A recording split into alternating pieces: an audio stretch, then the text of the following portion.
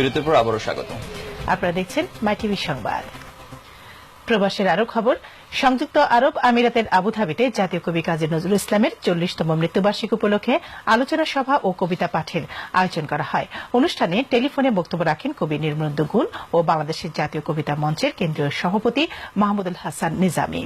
কবিতার মঞ্চ আরব আমিরাত শাখার উদ্যোগে স্থানীয় একটি হোটেলে আয়োজিত নজরুল জাতীয় প্রেরণা শীর্ষক আলোচনা সভায় প্রধান অতিথি ছিলেন বাংলাদেশ স্কুলের অধ্যক্ষ মীর আনিসুল হাসান। সংগঠনের সভাপতি কবি মোহাম্মদ মুসার সভাপতিত্বে ও কবি ওবায়দুল হকের পরিচালনায় প্রধান বক্তা ছিলেন অধ্যাপক এস.এম. আবু তাহের।